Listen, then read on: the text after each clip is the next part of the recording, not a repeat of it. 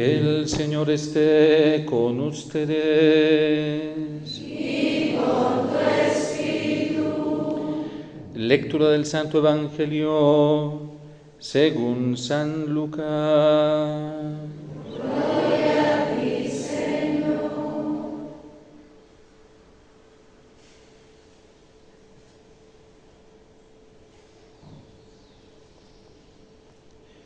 Los padres de Jesús solían ir cada año a Jerusalén para las festividades de la Pascua.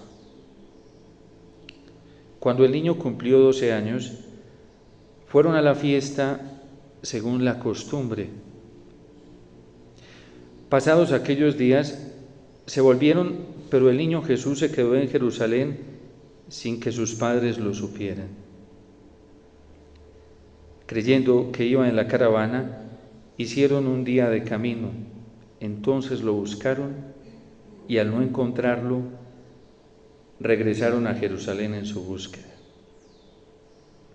Al tercer día lo encontraron en el templo, sentado en medio de los doctores, escuchándolos y haciéndoles preguntas. Todos los que lo oían se admiraban de su inteligencia y de sus respuestas. Al verlo sus padres se quedaron atónitos y su madre le dijo: Hijo mío, ¿por qué te has portado así con nosotros? Tu padre y yo te hemos estado buscando llenos de angustia.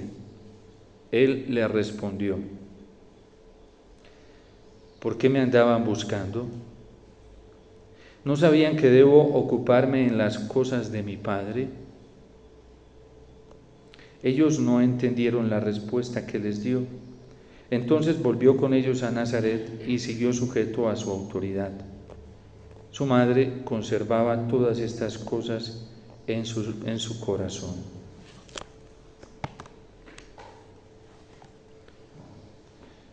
Palabra del Señor.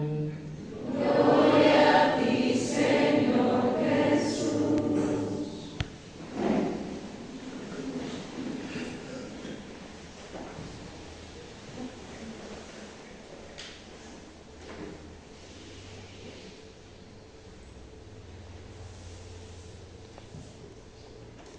Sorprende muchísimo esta actitud y a la vez también esta opción tan radical de Cristo. Tiene tan solo 12 añitos. Y San Lucas no tiene reparo ni se escandaliza en decir que se les perdió 3 días.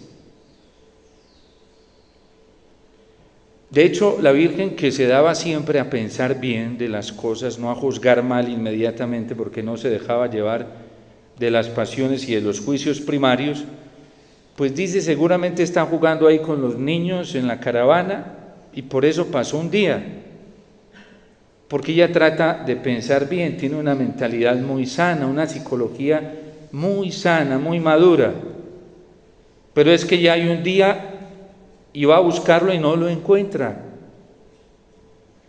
Y entonces ahí sí se asusta, se preocupa y se llena de angustia. Y 3 días pasan buscándolo. De hecho, tienen que retornar a Jerusalén, donde ellos han estado, han venido a Jerusalén para darle culto a Dios. Y allí lo encuentran en la parte más importante, no solamente del mundo, entendido en ese momento para los judíos que era Jerusalén, sino la parte más importante de Jerusalén, que era el templo. ¿Y por qué el templo? Porque el templo significaba la unión íntima con Dios. La comunión íntima con Dios que habían perdido nuestros primeros padres cuando decidieron no obedecer, no escuchar más la palabra de Dios. Y allí está el niño a la edad de 12 años. Y todo el mundo estaba impactado con él allí por las preguntas que hacía tan profundas. La Virgen se acerca y con justa razón lo cuestiona. ¿Por qué nos hiciste esto? tu padre y yo andábamos angustiados buscándote. Pero más impactante es la respuesta del Señor. 12 añitos. Esa es la realidad del Evangelio. Eso es lo que Lucas quiere decir. Es un muchachito de 12 años. Y a la edad de 12 años le dice, ¿por qué me buscaban? Imagínense el dolor, la preocupación, la angustia de la Virgen y de San José. Y la prueba que fue para ellos esto. Y le sale con esta respuesta. ¿Por qué me buscaban? ¿No sabían que debo estar en las cosas de mi Padre? ¿En la casa de mi Padre? Es una respuesta muy determinante, sin mucha explicación. Es una actitud muy radical de Cristo, incluso frente a sus papás, incluso frente al sufrimiento que ellos han padecido. Incluso frente al dolor que esto le causó a la Virgen y a San José. De hecho, no es una exageración que estaban sufriendo. Nosotros celebramos en Semana Santa los 7 dolores de la Virgen y uno de ellos es esto. También la tradición celebra o conmemora los dolores de San José y este es uno de los dolores de San José. Pero así ni más ni qué, le dice, ¿y es que por qué me buscaban? ¿No sabían que debía estar en la casa de mi Padre? Y nos preguntamos de dónde le sale esta opción y esta actitud tan radical a Cristo, incluso teniendo ahí a sus padres y el sufrimiento que ellos han padecido. ¿De dónde le brota? De una familia profundamente constituida por el amor de Dios. ¿A quién le aprendió esa radicalidad por Dios? ¿A quién le aprendió que la opción radical es Dios y que la actitud de toda la vida de un hijo, incluso en las primeras etapas de su infancia, es Dios? Y que Dios está por encima incluso de la autoridad humana, que es la de los padres. De hecho, es la más inmediata y más cercana a Dios. Los mandamientos lo traen así, es el 4.º mandamiento, que es la constitución familiar. Pero es que aquí hay alguien más importante que todos. De hecho, Cristo más adelante lo va a enseñar de manera más explícita. Quien no pospone padre, madre, hermanos, hermanas, hijos, hijas por mí, no es digno de mí. Y no crean que ese evangelio San Lucas lo escribió, San Mateo, ¿sí?, pensando en los que íbamos a vivir vida consagrada, íbamos a ser monjes y monjas, o en los que íbamos a ser sacerdotes. No. Ese es un evangelio para todo el que quiera ser discípulo de Cristo. Eso lo enseñó él también más adelante de manera radical. La opción fundamental de todo ser humano, incluso en las primeras etapas de su infancia, es Dios. Y eso no se negocia. ¿Cuántas veces no lo vio Jesús más en el testimonio de la Virgen y de San José que en sus palabras? Esto nos tiene que llevar a nosotros a pensar en lo que la Iglesia ve y enseña acerca de la constitución familiar y cuándo se realiza verdaderamente la constitución familiar de una familia en la sociedad y en la vida cristiana. Cuando en la familia y en el corazón de papá y de mamá, el primer lugar en una opción radical es Dios. Esa es la mejor herencia que nos han dejado nuestros padres. Yo ya ni me acuerdo de qué cosas hizo mi mamá que fueron imperfectas y me hizo sufrir, porque al hacer memoria de lo radical que ella fue en enseñarnos que Dios era lo primero, se me olvidó todo lo demás. Y es el mayor regalo que un papá y una mamá le pueden dar a su hijo. Es el mayor tesoro. Por eso la Iglesia, cuando constituye una familia, le hace el escrutinio a los que van a ser esposos y les dice si están, una de las preguntas es si están dispuestos a recibir los hijos como un don, una bendición de Dios, y a educarlos en la fe. Y ahí frente al altar y públicamente dicen sí estamos dispuestos. Para un papá y una mamá, después de que hay hijos en el hogar, ya todo pierde valor. Hasta ellos mismos. Porque la extensión de la vida conyugal de papá y de mamá ya está marcada en los hijos. Y la auténtica vida conyugal se extiende y es verdadera cuando la prioridad de los papás son los hijos. Y por eso a veces uno atiende niños y jovencitos. Niños, a mí me ha tocado ir a escuela, seguramente a las hermanas también. Cuando uno ora por el abandono, la ausencia que han vivido los niños de papá o de mamá en el hogar, ¿cómo lloran esos niños?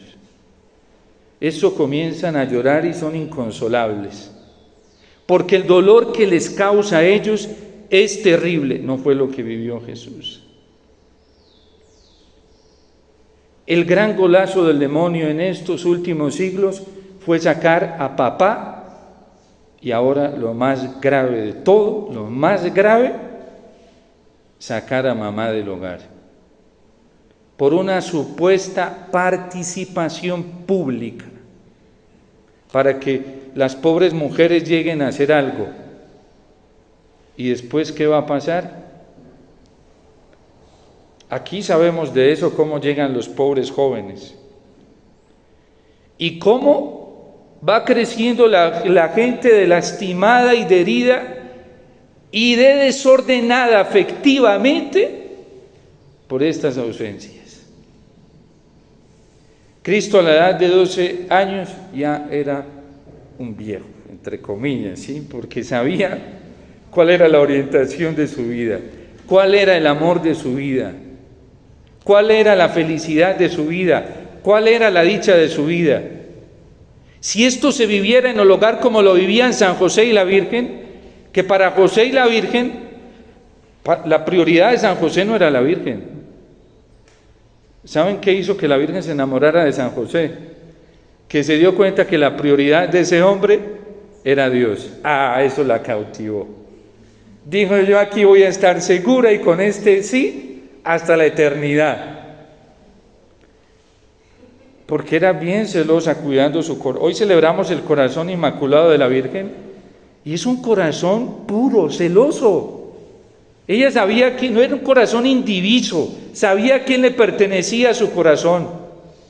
Y cuando San José la vio, que era otro celoso con Dios, porque su prioridad era Dios, tanto que cuando no entendió inmediatamente el embarazo de la Virgen, prefirió en secreto irse, porque él quería serle fiel a Dios.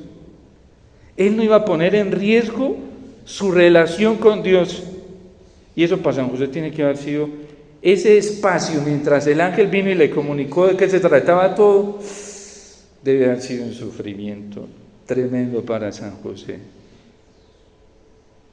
Porque Dios, aunque los amó mucho, no los privó de ese sufrimiento. Necesitaban la prueba, ¿sí? A ver si hacían lo correcto.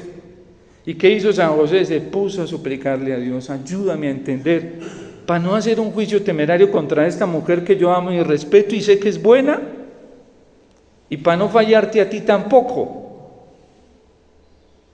Y vino Dios y le habló. Pero bueno, para San José la prioridad era Dios, estaba enamorado de Dios, su vida era Dios, su plenitud era Dios. Y cuando vio a la Virgen y dijo: uy, esta mujer me lleva a Dios, esto es una ganancia para mí, yo aquí estoy seguro. ¿Y qué veía Jesús de chiquito en esos dos papás? Unos papás enamorados de Dios, que solo vivían para Dios, y eso era lo que le transmitían. Si se viviera ese orden en la vida matrimonial, pues los hijos no tendrían heridas, ¿sí? No tendrían resentimientos, ni vicios, ni depresiones, nada de eso.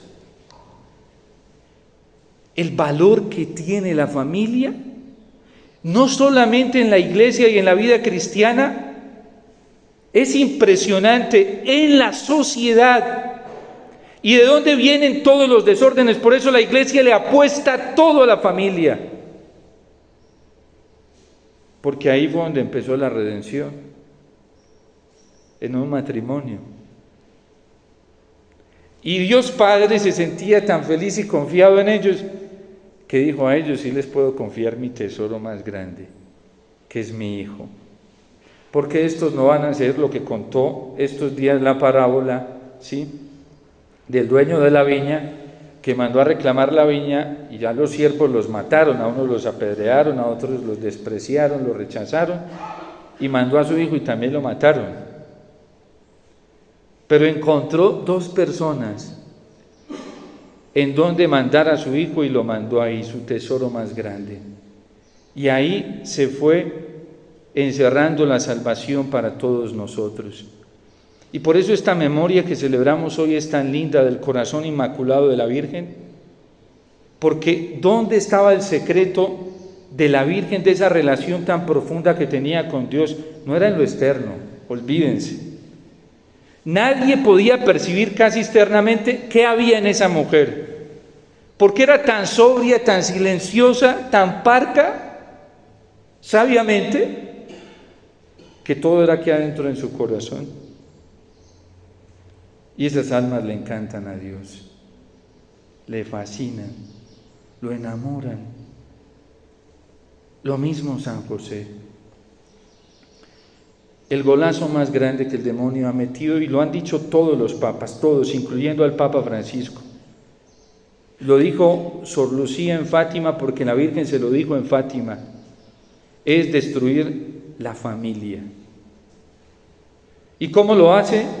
Quitándole a los hijos a sus padres. Robándose esta sociedad, se roba el tiempo que es de Dios en primer lugar, y se roba el tiempo de los hijos y de la familia para destruir todo. Y no hay destrucción más dañina y perversa para la sociedad que eso. Y ahora, ¿qué ha sacado a las mamás? Porque ya la maternidad se ha reemplazado por una niñera, por una cuidadora, y eso es muy terrible.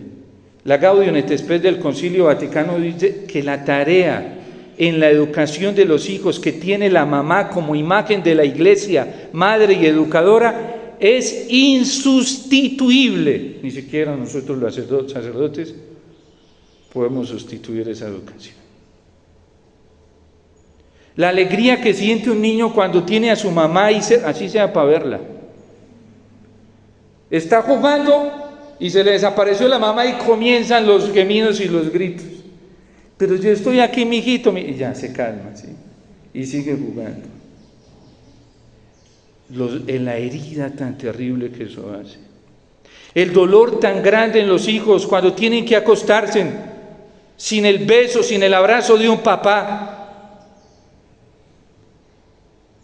Es que hay que ir a conseguir el pan, pero solo el pan, no más que el pan. Solo el pan, porque lo otro llega por añadidura. Y muchos de nosotros somos producto de eso. Mi mamá siempre decía: yo prefiero que nos muramos de hambre a dejarlos a ustedes solos.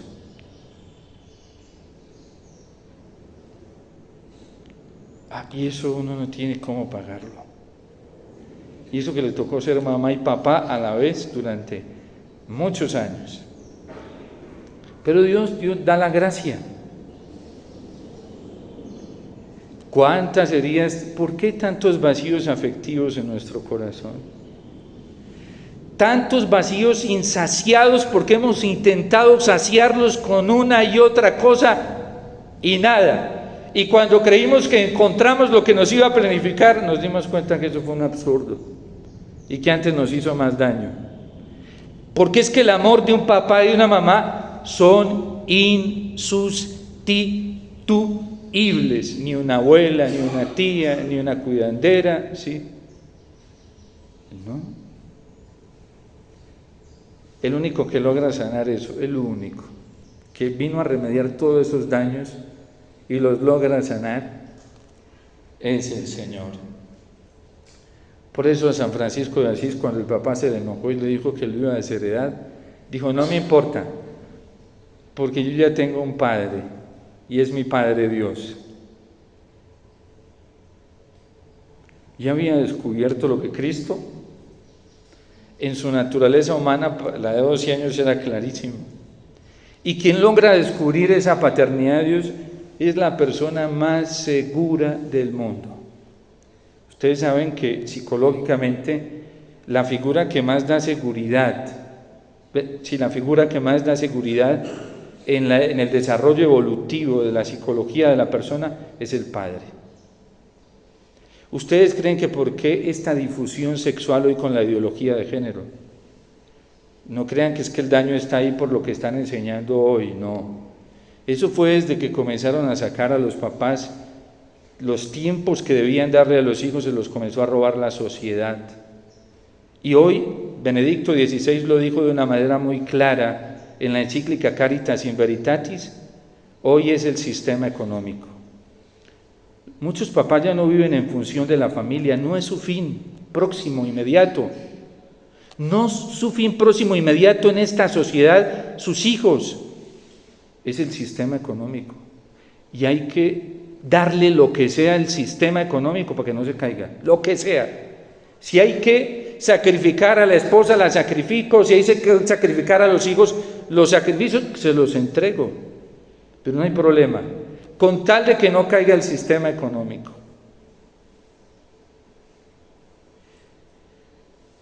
Esta imagen hermosa, este testimonio real de lo que es la Sagrada Familia, nos sirve a nosotros para contemplar lo que Dios quiso desde un principio. Y entonces, ¿qué vamos a hacer ahora? De hecho, hay hijos que nacen, no fueron queridos por sus padres. Dios es la causa primera de la creación humana y constituyó causa segunda a los padres. Y les dijo: me hacen un favor, ustedes se van a ordenar a la causa primera, que soy yo. Entonces, como yo les digo, van a hacer las cosas. Entonces yo les digo cuándo quiero crear a María, a Mateo, porque como yo los amo y yo quiero que todo sea en el amor, yo los voy a preparar. Eso no puede ser rápido, eso tiene que ser bien preparadito, ¿sí? Para que cuando venga Omar, cuando venga Alberto a este mundo, todo esté preparado como Dios quiere y se sienta acogido y feliz en este mundo. Dios no solamente nos ama en la eternidad, porque existimos en Él, y es lo que San Pablo llega a descubrir, y por eso se sana tanto, porque dice: a nuestro Padre que está en el cielo, que nos amó siempre desde el principio, en Cristo Jesús, y allí nos llamó. Y entonces le dice al papá, y por eso en el sacramento del matrimonio, dentro de la celebración, se hace la oración nupcial. ¿Para qué es eso? Cuidados, papás, porque la unión conyugal no se puede hacer de cualquier manera. Ustedes están llamados a vivir la castidad conyugal. Eso no es que me dieron ganas y ya, cuidado, porque viene un hijo porque me dieron ganas a mí de estar con mi mujer, y ese hijo no es fruto del amor, no fue pensado, no fue planeado en Dios, resultó como un accidente. Y eso lo va a cargar esa pobre criatura hasta que busque al Señor y se sane. Porque comienza a sentir en su corazón que en su historia personal hay algo que no casa. Claro, Dios le dijo a las causas segundas: papá y mamá, cuidado. Cuando ustedes se vayan a unir junticos, se unen unidos a mí, para yo participar de ese momento y sea un momento pleno en el amor. Y nunca nadie se vaya a sentir rechazado, o que vino a este mundo no querido, porque nada más terrible que eso. Uno darse cuenta que resultó en un lugar y ahí no querían su presencia, no la deseaban. Eso es muy duro. ¿A ustedes no les ha pasado? Que a veces han llegado a un lugar y después se dieron cuenta que ahí no eran esperados, no eran, ya se me fue la palabra, sí. No eran esperados, no eran queridos ahí. Eso hiere. Imagínense uno como hijo darse cuenta que resultó de una relación de papá y de mamá simplemente por placer, pero no porque el anhelo, porque después del anhelo de Dios, después de Dios, de amar a Dios y encontrar en Dios, y Dios dice, yo ya quiero, ya están aptos, pueden unirse para que María, Mateo, Juan, Marcos vengan. La gente se asusta cuando escucha esto, sobre todo los esposos, pero es la verdad. Vayan, mediten el catecismo de la Iglesia Católica, 4º mandamiento, medítenlo muy bien, para que vean la concepción que la Iglesia tiene de la familia, porque es que es sagrada. Porque miren, la crisis más alta en la Iglesia no es la vida sacerdotal, eso es mentira. La crisis más alta en la Iglesia no es la vida consagrada, eso es mentira. Vayan, miren el anuario pontificio, cada año la Santa Sede saca una estadística de lo que está pasando con los bautizados en la Iglesia Católica. La crisis más alta de la Iglesia hoy es la familia. Ustedes saben las demandas de nulidad matrimonial que hay hoy en los tribunales eclesiásticos.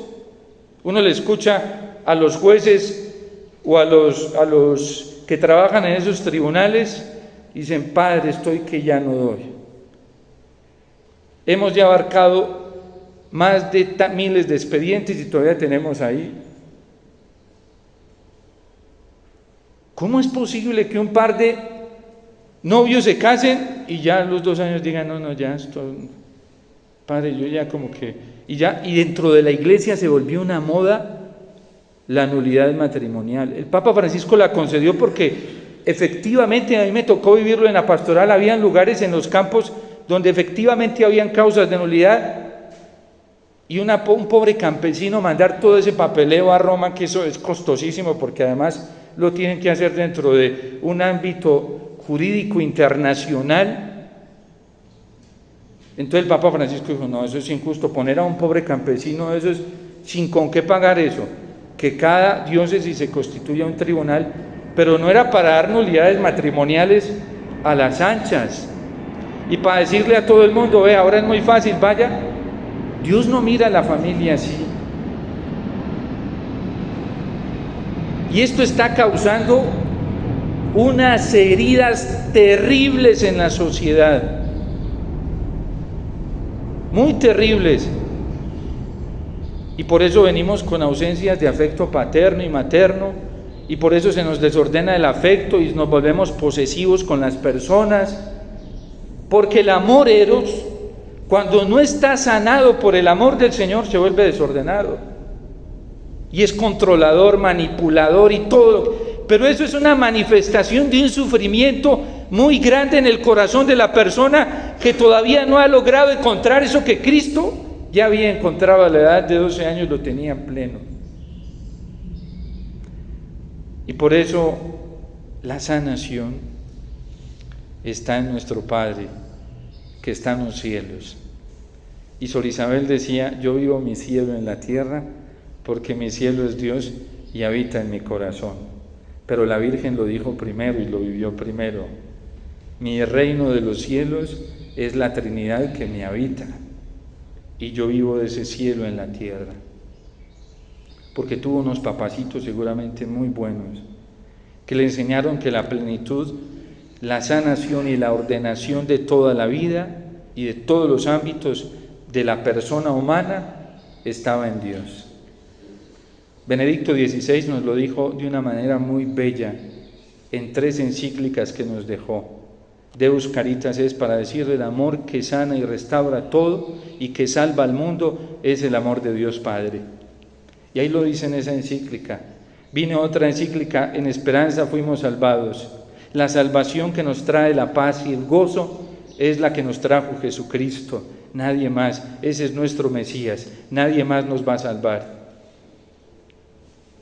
Y en Deus Caritas nos enseñó el Papa Benedicto XVI a saber distinguir el amor verdadero del amor falso.